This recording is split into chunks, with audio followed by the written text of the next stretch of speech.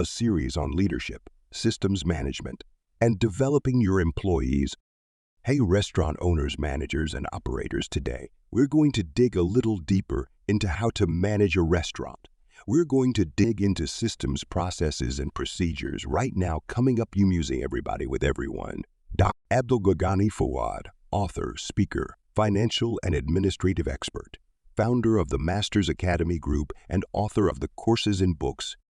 In that video and article, I introduced you to my theory: manage systems, develop people, manage systems, develop people. It's not even a theory. It's been proven for 18 years that I've been teaching this, how successful this idea, this shift in a restaurant can work. You can't manage people. And we talked about it in that video and article. I'm just going to bring it up here. Again, people can't be managed, systems can be managed. And then people can be developed, managed systems, develop people.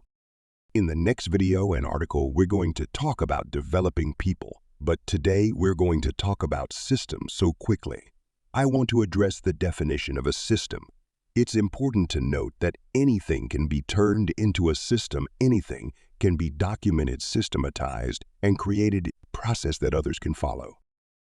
Here's my general rule of thumb. If you do something more than once, not once in a while, more than once, it needs to be a system. You need to come up with a way that we do it, a standard for which we do it, how it is done, and then document that and train your team, and then store that document somewhere so that it can be referred to over and over and over again.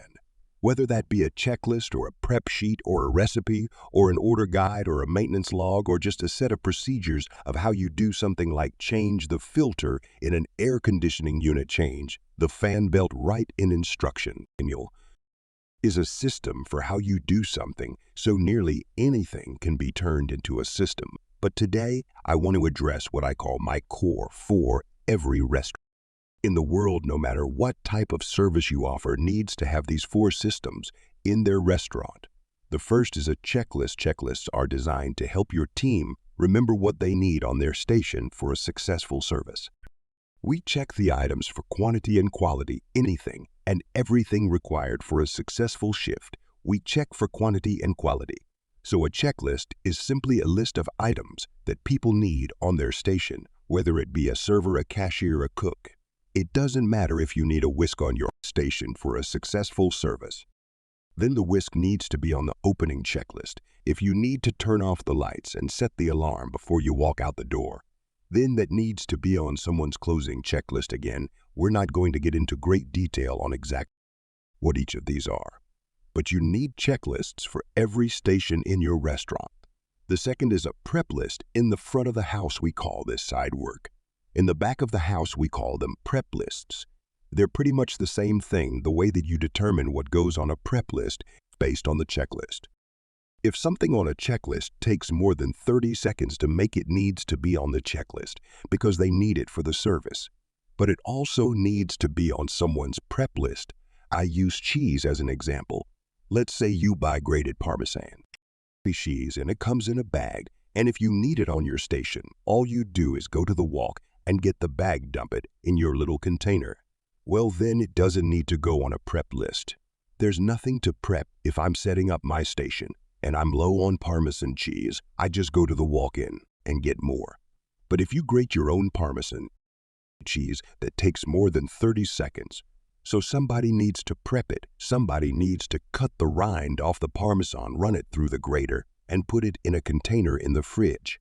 So when your cooks need it, it's in the fridge, ready to go. Same thing in front of the house. The stuff that they have to do, like napkin roll-ups or polished silver or polished glasses or whatever has to be on a prep list, or side work as we call it, in the front of the house. The third system that every restaurant needs are recipes. You absolutely need recipes. You can't get away without recipes. Now, my number 1 tip on recipes is if your recipes are greasy pieces of paper written and scratched out with things and notes all over them, throw them out and start over. Your checklist. Your systems, your processes need to look as great as the quality of the food that you want your guests to receive. If your recipes look terrible, the food will be terrible. If your checklist looked terrible, your kitchen, Your restaurant will not be set up properly, so with recipes, they need to look good. If there's chicken scratch all over them, start over, clean them up. And then the last thing are what are build sheets now. Build sheets are basically, we're putting up examples here as I talk, but basically a picture of the food, a description of the food, some quick kitchen directions, allergies, etc. These are used to train your front of the house staff as well as to help your back of the house staff. I'm going to give you a very oversimplified example of why you need these 4 items. But imagine this scenario for a second. Imagine you hired me as a cook in your restaurant, and on day 1, I know how to cook. I've cooked my whole life. I know how to cook almost anything, but I don't know how to cook in your restaurant. So let's say your restaurant is a burger restaurant. I know how to cook a burger, but I know how to cook my burger, not your burger. But if you hire me on day 1 and you say, Ryan, here is your station checklist, here is your prep sheet, here is the recipe courses and books, and here are your build sheets. I don't even need training. Now I know this is a stretch, but listen to me for a second here. If I follow the checklist, then I know what I need on my station to get set up down. Do I need olive oil in a squirt bottle? Do I need melted butter? Do I need a brush in the butter? Or a spoon? Do I need a spatula with holes in it or spatula that's straight? What do I need on my station to make sure that I'm set for service? Then once I have all the stuff on the checklist on my station, I've got an hour until service. Starts well. What should I prep? Let me go to my prep list and I'll go in the walk-in and see. Oh, we're low on special sauce. I'll go to the recipe courses and books and get the recipe for special sauce. And then I'll put more special sauce in the walk-in. And now I did my prep. And then the first for a cheeseburger comes in. And now in my head, I'm like, well, do they toast the bun? Do they griddle the bun? Do they butter the bun? Do they oil the bun? Do they salt and pepper? The hamburger on both sides are just on one side. Do they melt the cheese on the flat top or melt the cheese under the salamander? All of that is on the build sheet. Is the lettuce and tomato below the burger or above the burger? Do you put mayonnaise on the bottom bun or the top bun? Does it even have mayonnaise? Or does it have special sauce? I don't know, but if I have a build sheet, then I know you could literally not need to train your team if you have the right systems in place. This is what I've been talking about the whole time when I say manage systems and then develop people again. We're going to talk about developing people in the next video, an article. So the last thing I want to address here, as I introduce you to the next video, an article which is going to be developing people, is going to be what to do when your people aren't following the systems. I'm going to tell you an example from a client that it's been an absolute privilege to work with them. They're probably one of the fastest growing concepts in the country right now. I've worked with them for about 4.5 years, and for 6 months. We tried to fix a couple of their restaurants that weren't doing very well, and the owners made a very brave decision to sell one and close the other and kind of start over with everything I was teaching them while we were trying to fix their existing restaurants. They decided that they would better yours off just starting over. So together, we developed a new concept, and that concept in the last 3 to 3.5 years has opened up over 10 locations and is probably one of the fastest growing concepts in the country. And they've been amazing to work with. It's been an absolute amazing journey working with them and seeing the growth and the success that them and their team have had.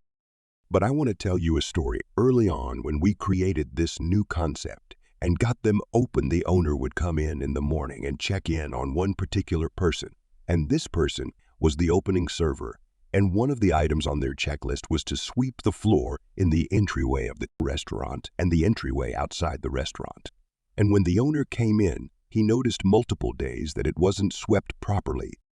But it was checked off on the checklist. So the owner was constantly saying, "Hey, I noticed you didn't sweep the floor, but it's checked off." And this created kind of a conflict, of course, because nobody likes to be managed. And here's someone managing the person calling. So then the person said, "No, I swept the floor." Of course, they're going to say that people say that to you all the time. No, they swept the floor. What I taught him, instead of engaging that way, engage like this.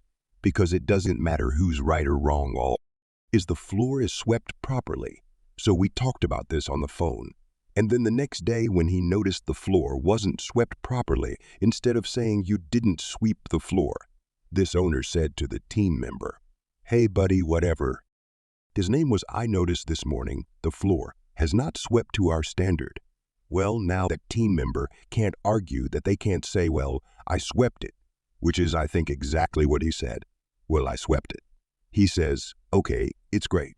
I saw that it's checked off, so I know you swept it, but it's not swept to our standard. So would you mind sweeping it again and making sure that it's clean into our standards?" Sure, no problem." Then after he does it again, he says to the team member, "Great, tomorrow morning, I expect the floor to be swept to this standard." Well, the next morning, it wasn't so. Instead of engaging with that person saying, "Hey, you didn't do it," or "Hey, you didn't do it right," he just said, "Obviously, I must have failed. You and I have not taught you what our company standard is on how to properly sweep the floor. So tomorrow morning, I'm going to come in early and sweep the floor with you to make sure you understand our standard." And that person said, No, that won't be necessary. I'll take care of him." And then from then on, the floor was swept properly because we changed it up. It's not about the person. It's about the system. It's about the standard. It's about the level that this is done. It's about, is the floor swept to my standard? Not was the floor swept when you were saying that your systems, your checklist. It's because you're still managing the person, you're not managing the checklist. When something is not done and is not done right, make it about it. Not being done right, not about it not being done, make it about the system, the standard, the level that we expect the process, not with your team. And I know you will be amazed at the results you're going to get. This is a great introduction to the next video and article about leadership, about managing systems and developing your people, where we're going to cover a little bit more in depth about what to do when your people are not following the systems on a regular basis to the level that you need. I thoroughly hope you enjoyed this week's video and article, and I love bringing you more trainings just like this. If you're not a subscriber on our email list, please go to therestaurantboss.com and get on that list so we can send you great video and articles like this every week. If you've not subscribed to our YouTube channel, click that subscribe button. If you don't have a copy of our courses and books, please check that out. Everything you need to know is that our courses are on the Udemy profile. You can get amazing free tools and watch all of our video and articles over there. But until next week, remember, systems create freedom. Freedom creates value, and value creates scale. Have an amazing day. I love every single one of you crazy restaurant people. Bye-bye. I hope you enjoyed this week's training video and article. If you haven't subscribed to our channel yet, would you go ahead and smash the like button right up there so you can get notified every week when we release a new free training video and article. I've also gone ahead and put a couple of video and articles for you here and here that I think you're going to enjoy. Remember, systems create freedom. Freedom creates value, and value creates scale. Manage systems, develop people, and be awesome.